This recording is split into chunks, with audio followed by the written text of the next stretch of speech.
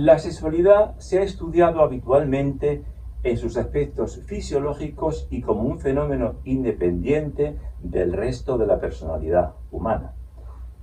Tal enfoque suministra información regional, pero no sirve para resolver los problemas totales en la personalidad.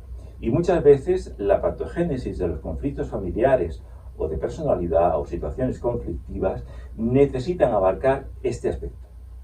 La función sexual aislada del resto de la dinámica del conjunto del viviente no es un sexo humano, ni tampoco animal de cualquier otra especie zoológica, sino una abstracción irreal. Los occidentales en este punto estamos muy lejos de todos los pueblos de la antigüedad y del tercer mundo, muy por debajo de los pueblos ágrafos o primitivos. La negligencia solo puede aclararse no recurriendo a la tabuización, sino considerar que el hombre occidental se siente poseído de un miedo irracional, cósmico, podría decirse, ante la fuente de la vida. Un miedo que se extiende al otro extremo de la curva vital, a la muerte. Esta dimensión tan decisiva de la personalidad como es la sexualidad, en culturas antiguas, sacralizadas, no tabuizadas, y en todas las demás civilizaciones y en el tercer mundo, el sexo ni se silencia ni se exhibe comercialmente, sino que se respeta. Se integra o se sublima y en todo caso se sacraliza. La sexualidad no es un accidente, sino una de las dimensiones más vertebrales del ser humano. Un constitutivo básico de la personalidad que a pesar de ello se ha venido dejando secularmente en el más completo abandono pedagógico. Y a lo sumo se le somete a expresiones traumatizantes de una moral genital y deshumanizada sin demasiado fundamento ni bíblico, ni teológico, ni psicológico, ni sociológico. Y en los últimos años, en nuestro ámbito, en lugar de realizar una educación liberadora, se ha ideologizado. Para analizar las causas históricas de esta incongruencia entre la moral sexual de Occidente y la teología cristiana, nos vamos a Persia, al año 215 antes de Jesucristo, que nace Mani, que adopta el dualismo imperante. La percepción dualista del cosmos no es cristiana, sino incompatible con el cristianismo. Es la concepción de dos principios independientes entre sí, dos divinidades y por lo tanto igualmente absolutas y antagónicas, la del bien y la del mal, Ormuzd y Aritman, en la teología iraní o persa.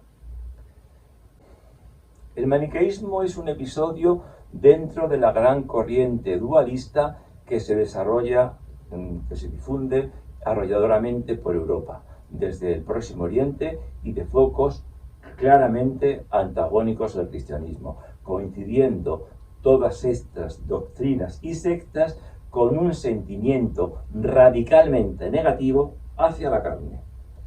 Ese sentimiento venía a concordar, sin embargo, con la ética y la ascética estoicas que había sido recibida por los padres de la Iglesia y que hasta el fin del siglo XVII seguirán ejerciendo influjo indiscutido en Occidente.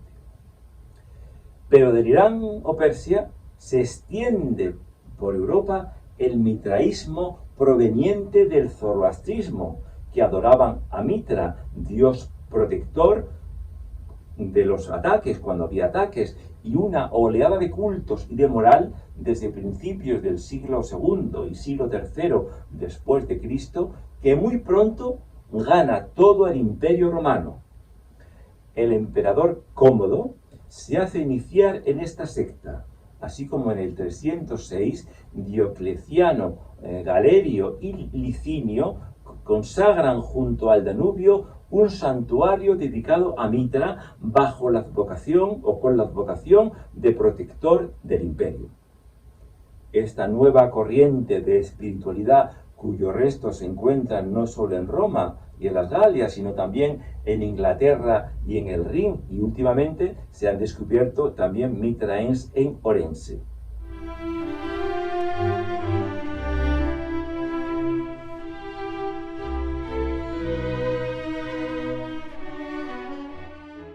Al mitraísmo y al maniqueísmo se sumará la Estoa, escuela filosófica helenística fundada por Zenón de Quitión en el siglo IV después de Cristo, al que pertenecieron Marco Aurelio y Séneca. Y aunque no eran dualistas, eran monistas, no hacían distinción entre el espíritu y la materia, pero consideraban que la carne con sus pulsiones puede perturbar el equilibrio y la claridad mental, y por ello profesaban como supremo principio moral la unificación de las pulsiones, para lo cual aconsejaban aguantar y abstenerse. Las consecuencias eran prácticamente las mismas que el dualismo. Su descalificación absoluta del placer sensual y del orgasmo sexual, por suspender el control de la razón, supremo eje y valor de toda la concepción de la realidad. Y estas tres corrientes ideológicas, mitraísmo, maniqueísmo y estoa, configuran la moral cristiana occidental, arrastrándola muy lejos de lo propiamente evangélico e introduciendo unos acentos éticos de modo inadecuado y divergente con lo exigido por la nueva manera de ver las realidades humanas que había supuesto el paso de Jesucristo por la historia.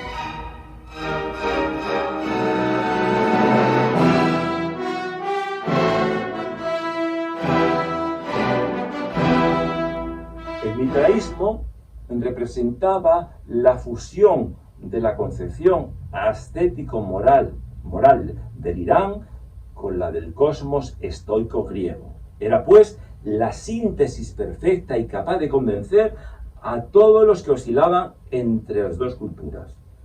Una pugna durante siglos, la griega y la persa, además de congeniar su rigorismo con la mentalidad romana.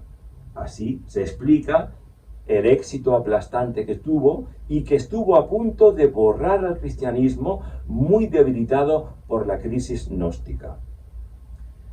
Con lo cual, con el cristianismo presentaba analogías tan sorprendentes que los padres de la época se planteaban el problema de la razón de estas semejanzas. El dualismo metafísico afirmaba la existencia, como hemos dicho antes, de dos principios increados, coetáneos, independientes, irreductibles y antagónicos. Esta corriente influye en la mentalidad occidental, se propaga desde finales del siglo II y llega a connaturalizarse con las valoraciones morales de algunos padres cristianos, el más influyente de los cuales por varios siglos, hasta el siglo XVII, iba a ser San Agustín.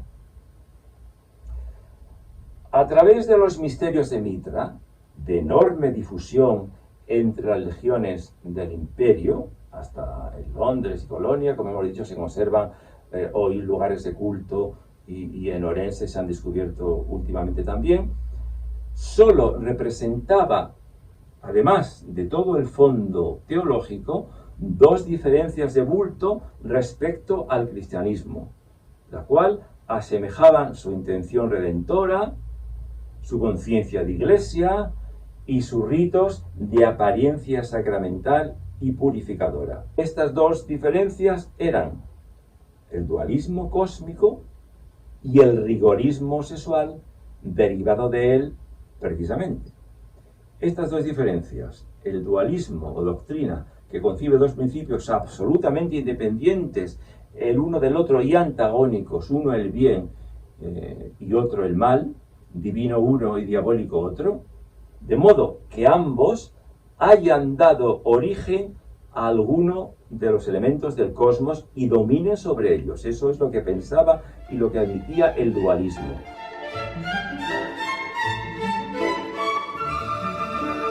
Que eran capaces de micurse en la esfera dependiente del uno, sobre todo el principio del mal, en la perturbación, el desorden y el pecado. Representa una filosofía altamente popular sobre la base que puede dar explicación clara y lógica al angustioso problema del mal en el mundo que ha preocupado a todos los humanos.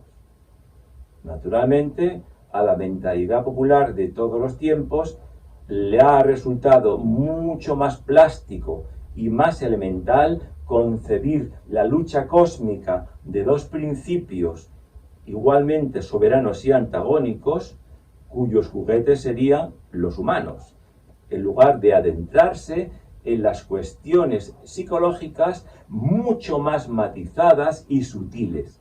De ahí el éxito de las religiones dualistas, de los misterios de Mitra y de toda la demonología, y la demonología medieval. No cabe duda que la figura de Satanás en la concepción judaica conserva bastante todavía el principio del príncipe del mal, del príncipe de las tinieblas, que es una expresión precisamente procedente de Irán. El bien final obtenido mediante la lucha a muerte de las dos voluntades creadas antagónicas será sin duda de más calidad que un orden nunca perturbado, un orden preprogramado sin riesgo ni aventura respecto del mal.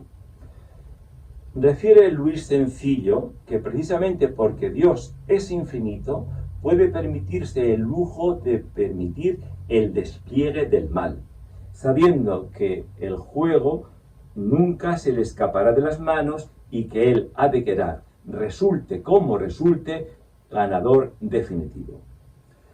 Esta concepción no solamente es la de San Agustín y la del pensamiento tomista de Santo Tomás de Aquino, sino que es, en cierto modo, viene a corroborarla Carl Gustav Jung, cuando desde la estructura cuadrática de los sueños y de los mitos que expresan la finitud y la perfección, deduce que la Trinidad está exigiendo la presencia de un cuarto principio antagónico, Satanás.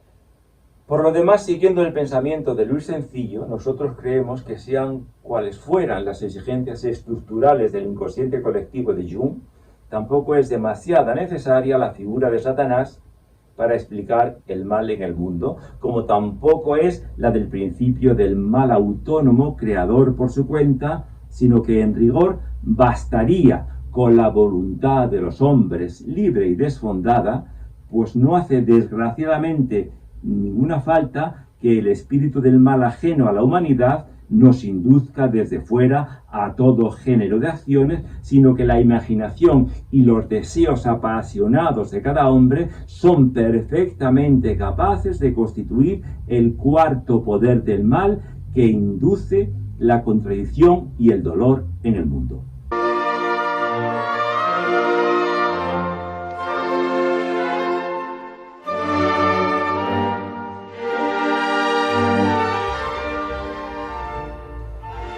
Afirma Luis Sencillo que la teología del mal y la ética resultarían más profundas, más centradas y más adecuadas a las posibilidades del hombre si se estudia con más precisión psicológica el proceso del mal a partir del hombre, en lugar de recurrir a principios extrínsecos que nada explican y que solo aplazan el problema.